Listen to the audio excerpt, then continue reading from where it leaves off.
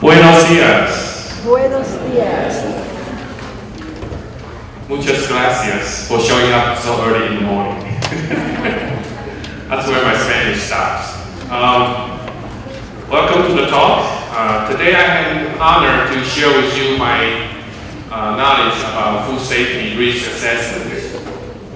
And as you know that I have a degree called PhD. PhD stands for permanent head damage.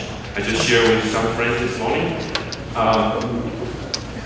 The reason I talk about that is because sometimes we get too caught up by the knowledge that's written in the textbook. But when it comes to food safety, we need to really think.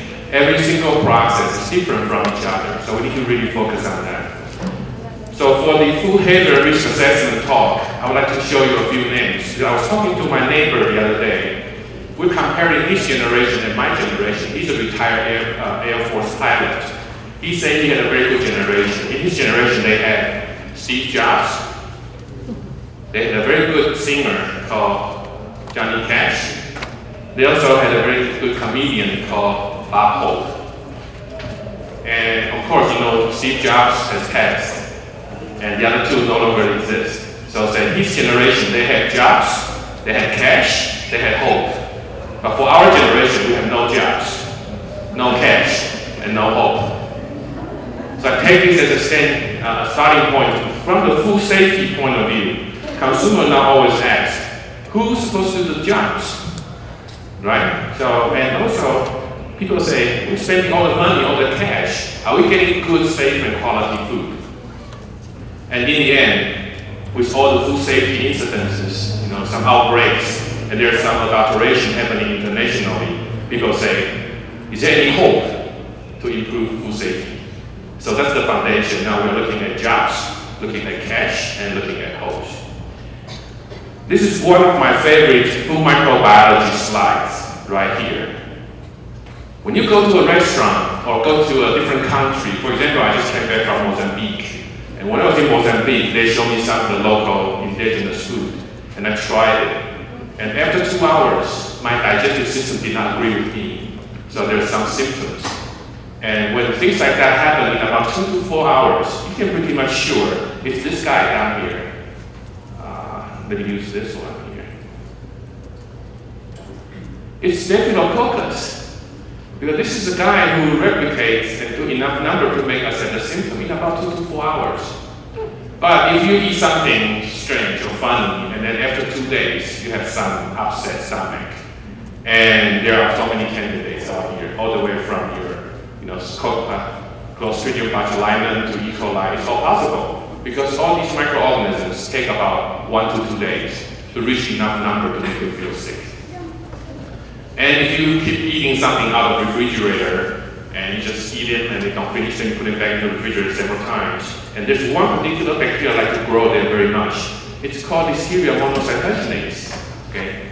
This Listeria, you can easily kill them with a blanching temperature. So if you cook your vegetable with boiling water, they're dead. But they like the refrigerated temperature. When it's cool, they love it. And what's most dangerous about this one is that when people are pregnant, or if someone's pregnant with you, got infected by this bacteria, you might have a stillbirth. So it's very serious, and the mortality rate is high. And of course, there are some viruses up here that can cause a lot of troubles. And the reason I say there's so many bacteria down here that they're candidates. And it makes it very difficult to find out what's the bacteria or the microorganism that makes you sick. Because if you want me to remember what I ate this morning, I can tell you. But I want me to remember what I ate 2 days ago. Sorry, I have no idea. Right? So that makes it very difficult to find out. And last year, something very funny happened in the United States. The government was shut down for 2 weeks. You probably heard that on the news sometime. They had furlough. So the federal government was shut down for 2 weeks. And my wife works for NIH. So she was home for 2 weeks. She cannot even log onto her computer at work because that's a violation of federal law. Government shut down, you cannot access. So she slept every day until noontime, baked some bread, and later on she got paid for the 2 weeks extra vacation. And during that period of time, it's only very funny when the Congress did not pass the budget for the government. The government had no money to open the doors, so they shut down 2 weeks. This only happened in the US. Okay. And during that period of time, people ask me, so would food safety in the country be compromised during the 2 weeks the government was shut down? What do you think? Was food safety affected in the United States due to the government shutdown? You're still asleep, so don't wake up, okay? Stay asleep. Some people say yes, but the FDA and USDA, the US government, very smart. From the very beginning, they designed the legal system. Who's responsible for food safety? It's the industry. The one who makes food to sell for money. You are the one responsible for food safety. Government only set out the regulations, the guidelines, to help you follow and meet the guidelines. So during the 2 weeks government was shut down, there's minimum impact on food safety because all the other federal agencies, okay, they already set it up. FDA take care of anything other than meat, poultry, milk, and eggs. USDA does the other four, okay, the meat, poultry, egg, and milk. And then anything you have with water, you drink your bottled water, any water used in food processing, it's controlled by the environmental protection agencies. And then, if you put anything on wheel, you have to take your milk from the farm to the milk processing plant. Then anything on the wheel is the Department of Transportation taking care of it. And when something wrong happens, the investigation starts about food safety outbreak. Center for Disease Control and Prevention is involved. I want to tell you one story that happened to the poultry industry back a while ago. Within 1 day, because the transportation system is so nice and the distribution is so convenient in the US, within 1 day, when a batch of chicken was infected by salmonella, within 1 day that affected about half of the country was involved. So there's some people died from this incident. So this whole food safety system is complicated because of this kind of distribution and interurban food supply. So how does the government or how does the industry work together with the government to improve food safety? Number one thing to know is that the legal responsibility is very clearly defined. Okay, the raw material supplier, before they send their ingredient to the food processors, the food processing company will ask them to present a material safety data sheet. At the same time, they'll ask for verification that this is organic or not organic. This is free of heavy metal or not. So they require a documentation to test the raw material safety. And then from the processing company to the distribution to the distributors, the wholesale, the supermarket, they also have the criteria. So supermarket is telling the processing company. For example, right now in the US, you know about some big wholesale club like Costco, even like Walmart. They will ask their company, you need to meet certain food safety criteria before you can send your product into my supermarket. So in a way, the role of supermarket is changing, and Whole Foods in the US is growing very fast because they define themselves as the consumer's purchasing agent. They no longer become the sales agent for the food industry. They are consumers' purchasing agent. So consumer agents have a lot of say in the food safety in the country. So let me show you a picture of my neighbor. That's the kid, Tommy. Okay, Tommy was selling cookies and lemonade in the summertime in our neighborhood. So do you think FDA need to regulate this because Tommy gave him a certificate and license to sell? What do you think? No, right? Why? Why? FDA said, oh, you're too young to regulate? No, not because of the age. You're too cute to regulate? Not because he's cute. Okay. Right. The reason is that these products are considered what we call low risk. Why low risk? Because for food safety, USDA and FDA use only two very simple guidelines. Number one is water activity, right? If your water activity is less than 0.85, your product is safe, considered safe. No pathogenic organism like to grow. So FDA says you're free to sell it. And lemonade, we have water in there, right? So water activity cannot be less than 0.85. What's the secondary criteria in there? It's your pH. So if pH is less than 4.6, FDA says it's considered safe. So two criteria, water activity first, then pH. So Tommy, little Tommy, without studying food science, he had no idea that his product was safe. So FDA said, you're free to sell it. And he made a lot of money in the summertime. How about the other products right here? honey, your tomato paste for Italian noodles, right? And even pickles. Does FDA want to regulate it?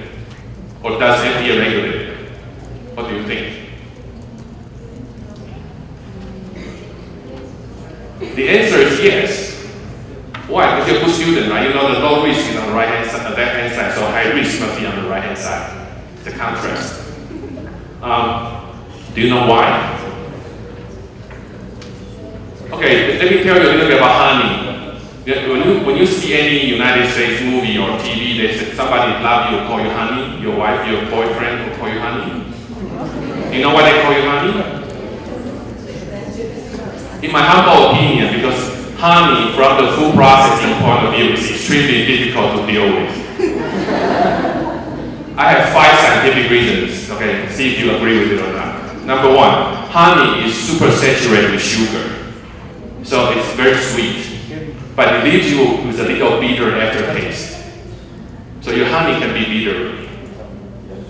You check the history, okay, see if you agree with that. Number 2, honey is so viscous. So using a processing pump, it's very hard to pump honey from location A to location B. So your honey only moves at his or her own will. When you tell honey do this, you have no effect on them, okay? So your honey is very unique. Number 3, honey might look transparent, it's very clear. But if you take a flashlight to shine your light, because of the sugars, your light gets diffracted. So in the end, if you go to the other side of the honey bottle, you don't see the light. So when you think you can see through your honey, you don't. You don't see through. Okay, that's one. Okay, and what's the next one?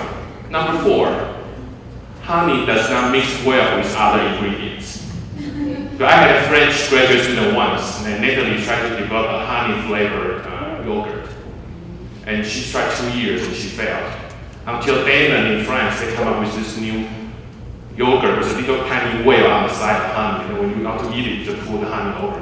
Man, that's how smart they are, also be rewarded, right? So that's a difference. But anyway, so honey is very unique. It does not mix well with other ingredients. So in your heart, you need to have a special place for your honey.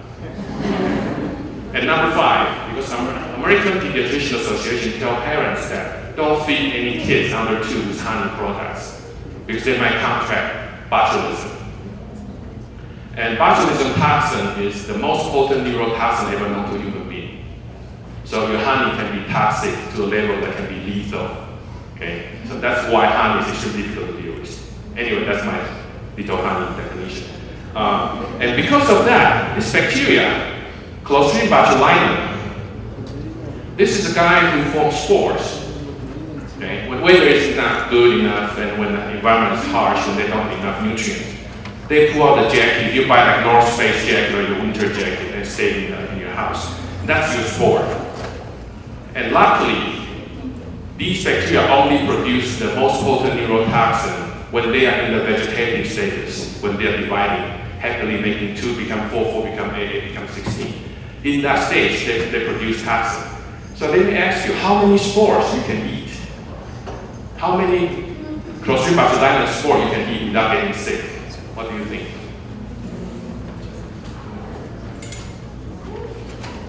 You can eat a buffet, all you can eat.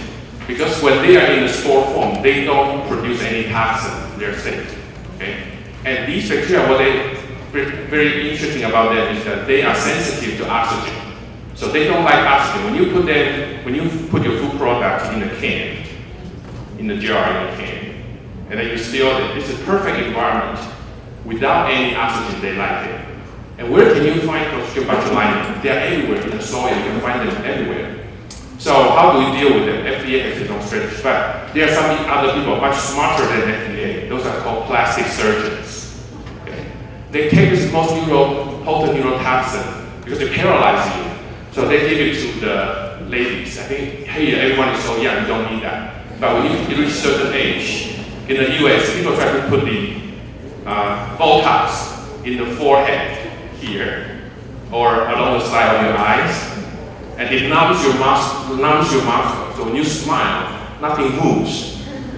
So it becomes what? Wrinkle resistant. So it's anti-aging, it's beautifying, okay? But this is how smart people are. But come back to the food science portion. The FDA, because of the danger of the botulinum growing in food that might impact the human safety, so every single jar of this, before they are put on the market, they need to follow the FDA guideline for commercial production of acidified and low acid canned foods. So there are two types of food we're talking about here. One is acidified. Remember earlier we talked about dichotomy dealing with water activity 0.85 and pH 4.6. If your product put into a jar like this, but before you close the jar, you manage to lower the water pH value to less than 4.6 by adding some vinegar with acetic acid in there, right? And that's what FDA thinks, that you are already using the acid to control microbial growth. So all you need is a very mild heat treatment. So for the glass jar, you can put it in boiling water for 20 minutes, done.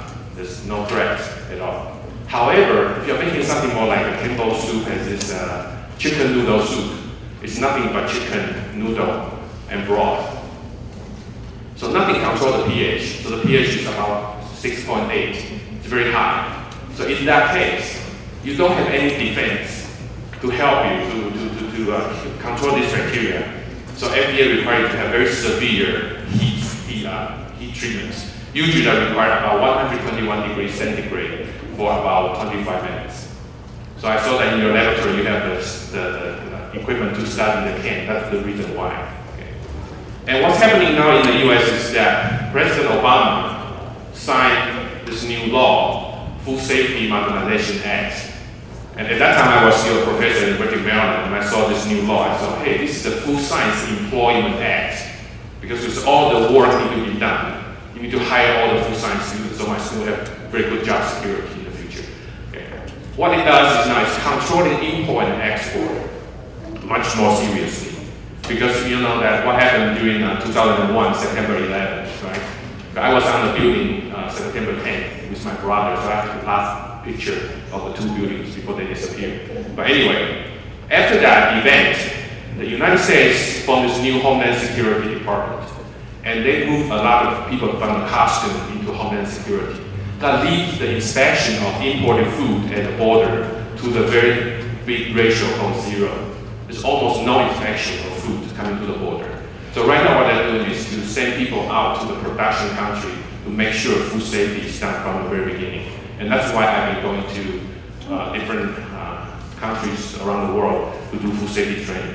But what it does, most importantly now, is that it used to be when you are exporting a very nice Ecuadorian food into the US, you can have office, maybe in Florida or somewhere, and have a phone, and you can do the business, right? That's a broker. But right now, FDA wants the broker to be responsible for the safety of the food that he touches. Okay, so this is a very important change. So how do we tackle all this? There's a big concept called risk. Right? What are risks? This is risk. Fish can jump. Or if you're brave enough, you can take more risk. Or like in Japan, you cross the street, when other people are crossing the street, you don't need to watch the traffic light, just follow the people. Right? Or if you're like me, whenever I carry umbrella, it doesn't rain. Whenever I don't carry, it rains. Okay? So these are all the risks in life. So how do we define risk? It's the chance of an undesirable outcome. So it's loss, illness, death, product loss, and other things. So risk is described by the following: is probability multiplied by consequence. So that's actually the official definition: probability times consequence. Because every fight against the bacteria, against any pathogenic microorganism, is a fight against probability. How do you know if I cook enough or not, right? So that's a probability issue. And risk is everywhere. Some risk is more serious than the others, of course. Right? Before you propose to your girlfriend, would you marry me? If you think about all the possibilities, right? And then you calculate all the risks, in the end, the outcome should still be the opposite from what you desire. So there's all kinds of possibilities. Yeah. But, you know, in the food safety area, there's never a zero risk. No matter how good you prepare food, the USDA, FDA law, and also the industry understand we are prepared for the worst scenario. So therefore, the food safety now has come to the next stage. They say, if something wrong happened, it's okay, but how do you correct it? And the learning in the correction process becomes very important knowledge to carry on for other people to learn. Okay. So let me show you this particular slide here. I always like the golden arches, right? It's very beautifully done, and all these other Chipotle is very the Mexican style food is very popular. But my question for you is, there are two types of restaurants here. There are fast food restaurants, McDonald's, or the 5-star Michelin hotel, Michelin restaurant. Okay, which one is safer? When you go to eat your food, you go to a restaurant. You pay $100 to eat here, it's safer, or you pay $10 to eat here, it's safer. Which one is safer? 5-star? If you can afford it? Okay, actually based on the statistics, if you eat food in McDonald's, it's much safer than the 5-star restaurants. Because the chefs at 5-star restaurants, they have their own touch about food. And oftentimes they don't have standard operating procedures.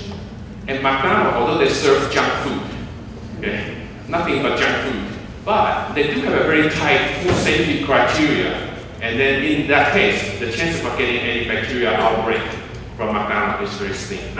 And this is the picture I took when I visited Taiwan, my home country, in the summer. There's lots of night markets. People are eating food all the time, street vendors, and they sell this huge chicken and a deep fried. And people ask me, do we need to regulate these people? Are they safe? I said, well, of course you need to regulate them. But look at the oil temperature they use to fry their chicken. Nothing can survive. Okay? It's oily, it's gonna give you fat in your belly, but it's not gonna make you sick. Okay? So food safety from this kind of overview, you can understand that food safety is a public health concern, and the driving force in food safety changes is like how people travel, and then now we have more demand for health protections, and also people are growing older. So as the older you grow, you live a longer life, but your immune system seems to start to be compromised. So in that case, okay, your body starts to feel weaker.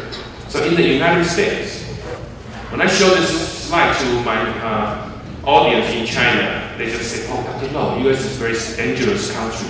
So many people get sick from foodborne illness. And I said, oh, how about you guys in China? They say in the textbook in China, every year only 4,500 people get sick. I said, wow. But in my humble opinion, I think US is the most honest country. They reported all the data. And Chinese, I'm sorry, probably on the other side, they don't report many data. Okay. So with all these numbers, you see so many people get hospitalized and then the death. And actually, every physician, every doctor in the US, if they suspect there's a foodborne pathogen in their patients, they have a direct link from the internet to link to the Center for Disease Control and Prevention to report, and they launch a national survey. So we talked about earlier about what's headset, right? You know about headset, and then my definition was have another cup of coffee and pray. Yeah, that's when you don't do it right. But of course, we don't know scientifically, that's another definition. It's hazard analysis and critical control points. Right?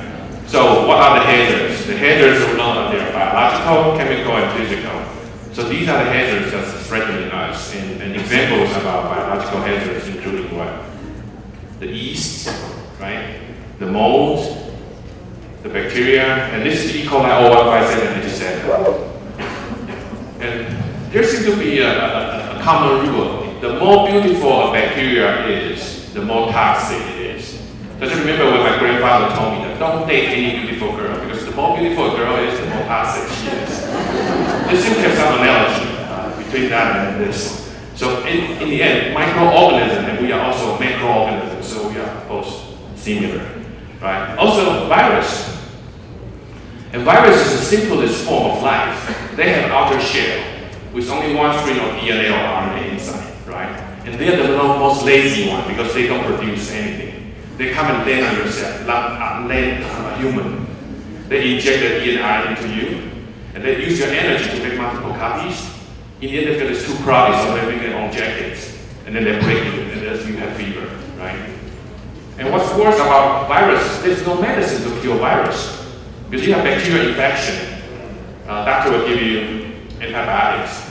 But antibiotic, you finish the whole cycle, right? Usually 7 to 10 days.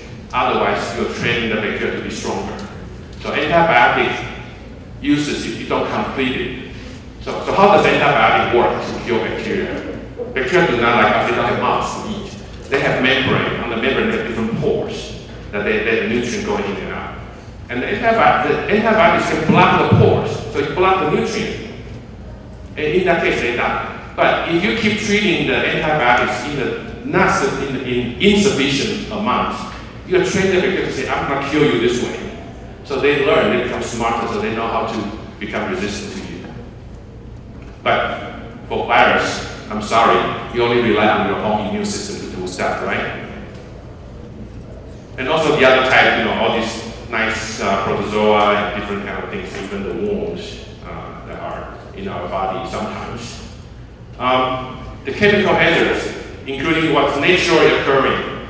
Okay, there's molds growing on corn and different things.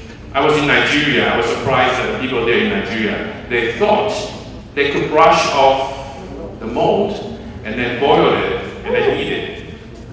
But come on, those aflatoxins, they don't get washed off and cooked off like that. So I was surprised to see the whole country. They are one of the richest countries in Africa. But the national average for guys is only 49 years old, and for women is 52. So I realized that they were so nice to me because I was in their country. I have only 2 years to live. So that's unfortunate that they don't have the knowledge to take care of that. And then of course there's some intentionally added. We know that the sodium nitrite is bad for the human body, but we like it because what? It can make all this nice cured meat, sausage, and all that stuff. So we do control the amount. Or there's some unintentionally added. Antibiotics might be residual in the meat that we eat, or pesticides might go into your crops. So that's why we are pushing for organic productions. Or physical hazards, like if you go to McDonald's in the US, you cross your fingers, you want to have a little bone chip in your meat. Once you find that little bone chip in your hamburger, you can retire right there. You find a lawyer, you sue McDonald's, and they pay you and you retire, you have to work for the rest of your life. Okay? That's why McDonald's pay very close attention to control the hamburger. No bone should be there. Okay? Even for coffee, because coffee bean, we import a lot of coffee from this region. And every single coffee processor in the US, they always have a metal detector at the end of the production line as a critical control point. Because what? When you open the big sack of these coffee beans, you use a utility knife. There's always a chance for utility knife to come and chip off.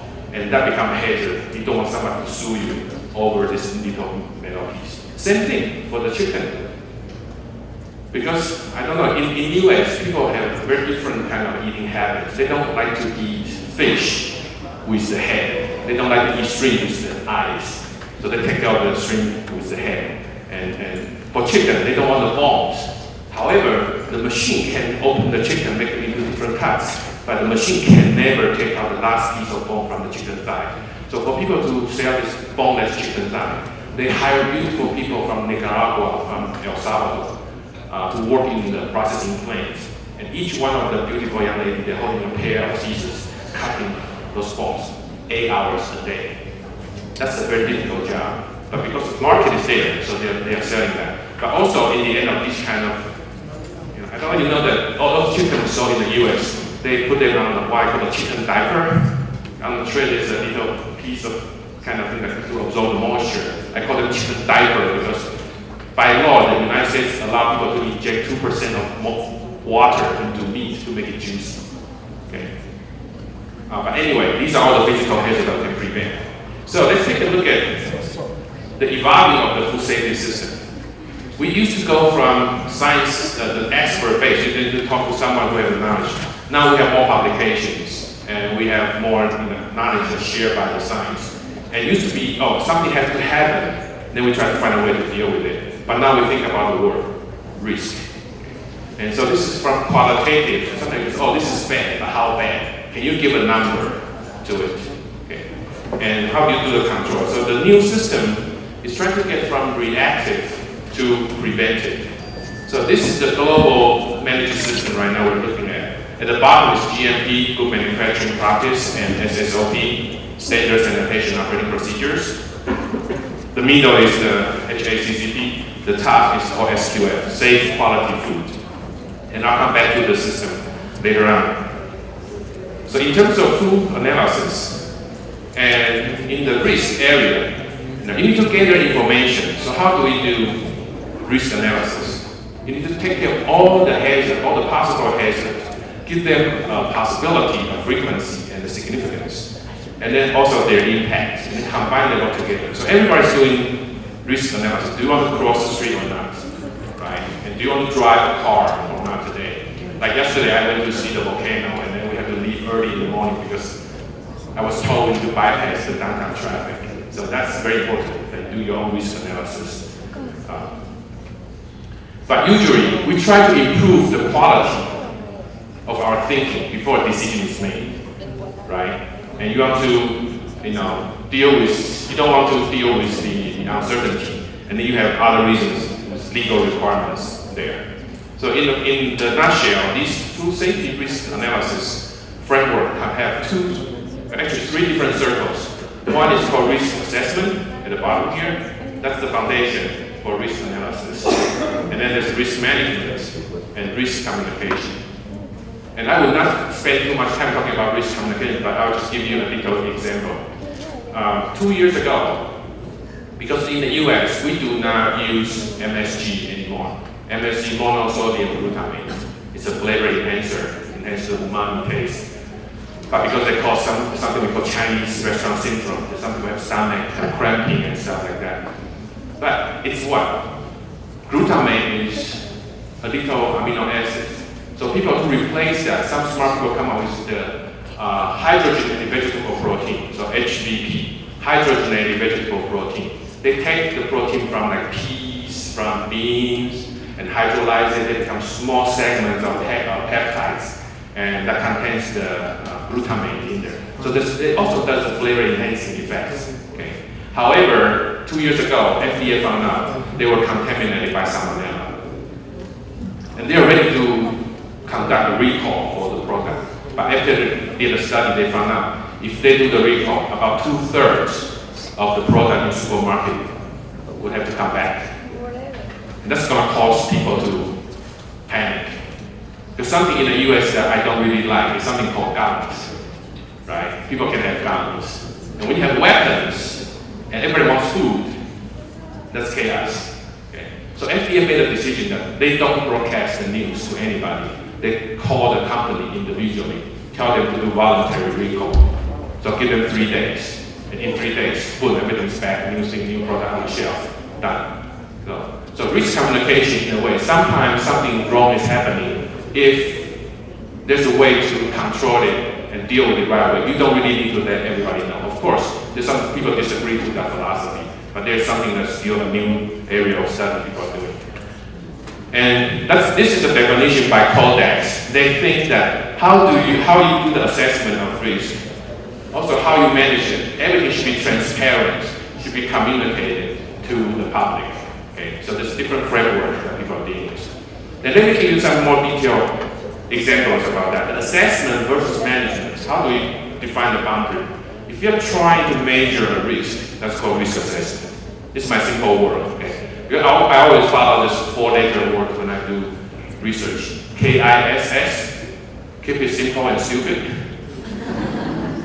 And that's my level of understanding. Everything just keep it simple and stupid. And so everybody can understand it. Okay? And if you are attempting to control a risk, that's what we call management. But the boundary sometimes cannot be so clear. So they can be in the loop, and one thing will impact the second one. So you need to be very careful about the boundary. So in terms of risk assessment, what are the components? And there are some definitions you can read from every books, but if I put it in a picture, this is how we can look at it. Risk assessment has different things. One, you need to identify the hazard. Okay. Is there any chemical that's not good and might show up in your food product? Is there any toxin or any bacteria might grow in here? And exposure. This is difficult.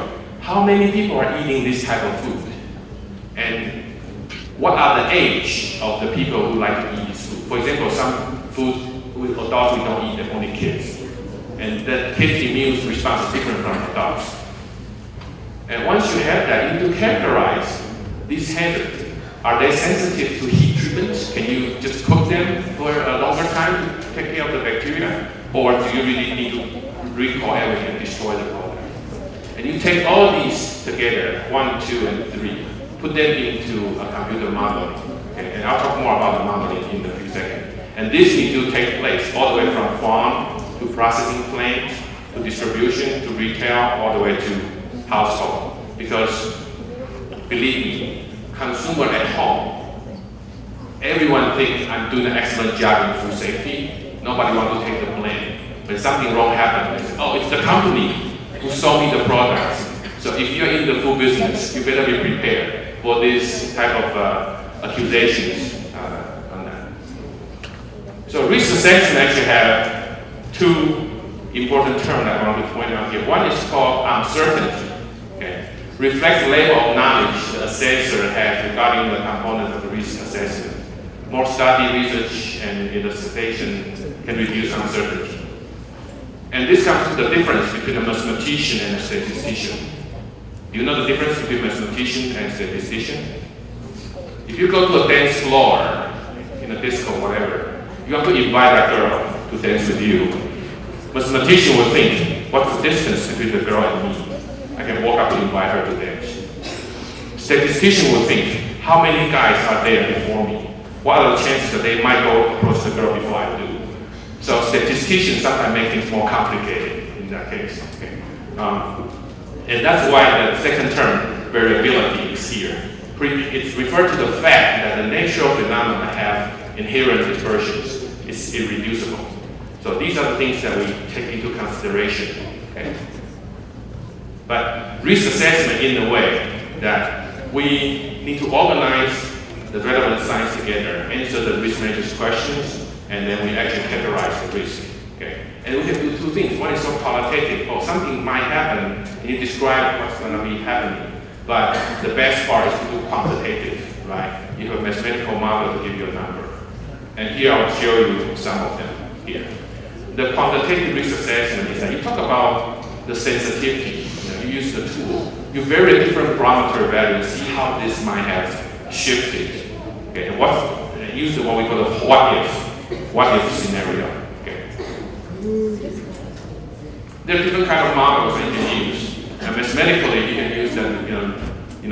Reality is represented through mathematics, and that's how you do like E equals mc squared, right? Or you use the Bernoulli's equation. You know about these, but there are different varieties, and there are 2 key ways that we can use them. One is called deterministic, and the other one is called probabilistic. Okay, different type of model. And then give you some example, because model is model. If you don't use it, it's useless, right? So everybody goes to buy clothing, you look at the model, wear the clothing so nice, and then why you wear it, you look in the mirror, yeah, I don't look the same. So model is always a little bit different. The example here, if you think bacteria, this spot X, is present in the meat pies, and this spot X can grow in meat pie, that's your assumption, that's your background. And then this spot can be inactivated by cooking. So this is the thing. So these meat pies are then consumed by what? By college students, which are you guys, right? And college students occasionally store the meat pies improperly. Occasionally. You guys are very good, only occasionally. You don't do a good job. And the college students sometimes do not cook meat well enough. Sometimes, only sometimes. Okay. So this is the scenario. What if? Okay. So you have some concentration of bacteria that might grow to a number. You don't cook it. And then you put them in the room temperature, hey, they're happy, they have a party there, and they didn't invite you, okay? And then in the end, when you cook, you don't reduce them enough, they still have residual. So when I was talking to the Chinese students, I always use this example. Bacteria grow by 2s, they double, right? 2, 4, 8, but they are destroyed by 10s.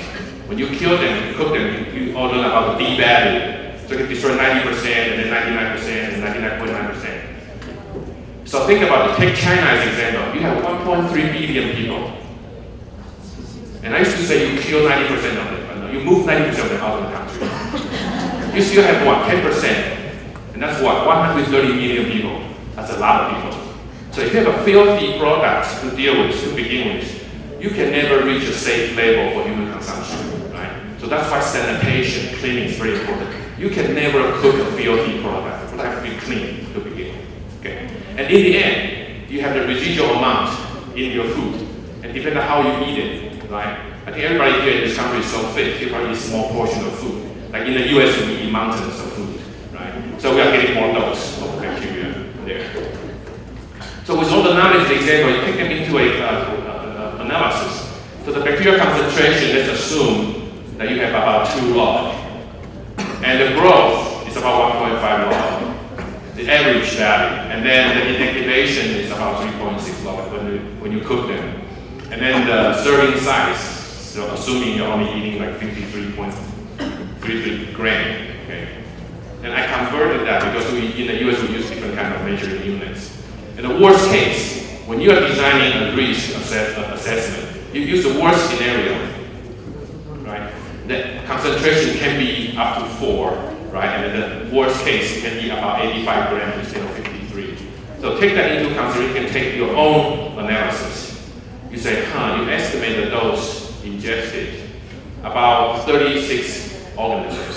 So you can calculate it's the 10 to the log, right? 2, and then the growth is 1.5, inactivation is 3.6 times the amount. That's a very simple calculation.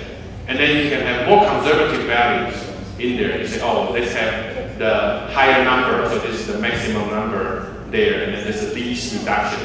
So you have much more intake there. So you can do the comparison. And when you do that, you come up with different models. You can say, okay, now the concentration estimate, the mean value and the 95% is what? And then the distribution from the distribution curve, you can find out the different value there. And use them into your model, and then from there, you look at the growth during the storage and transportation, and you have estimation of mean value, and then you know the distribution through this curve. You can calculate it. And nicely, because you have Excel, you have different computer programs, so you can do it much faster today. And you can also look at the inadequate cooking that were unable to inactivate the bacteria. So you have more number survive right there.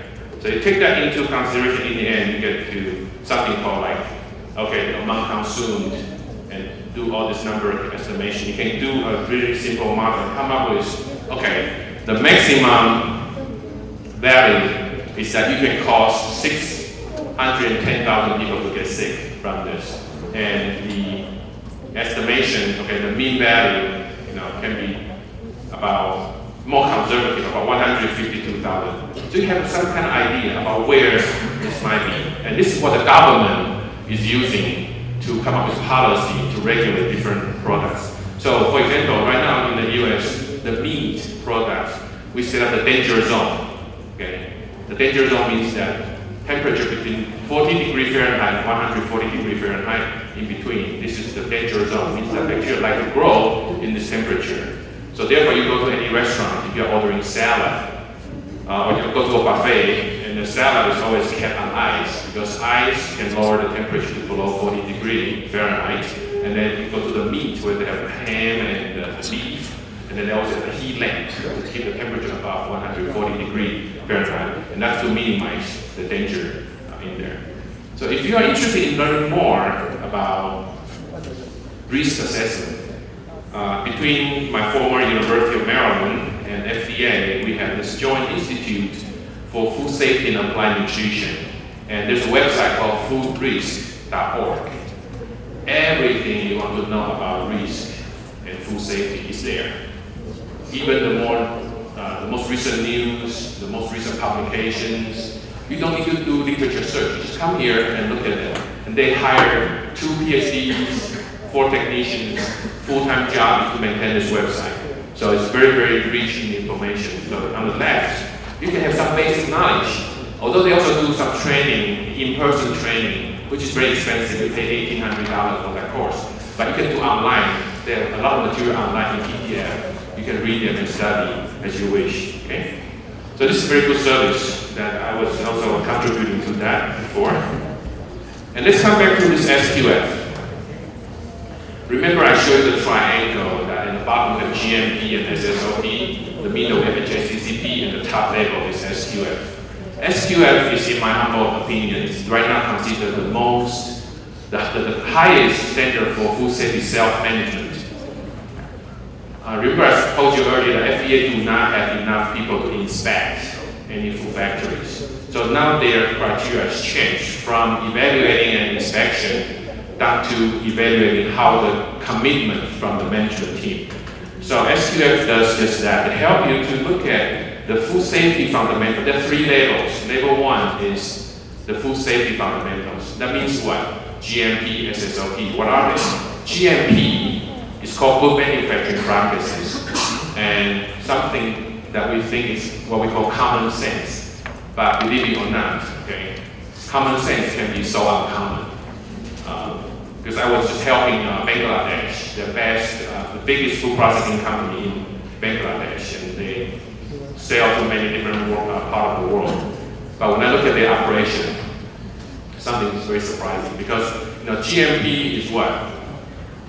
Some simple example, like the wall, the processing facility, the wall and the floor.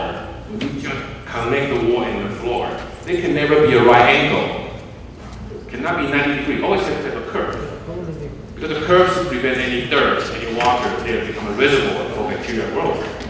And when I was visiting the biggest food company in China, the owner was showing me that they have this green building concept. So outside the processing facility, they put all these plants to shield the sun so they save energy inside. But that's a violation of GMP. You know why?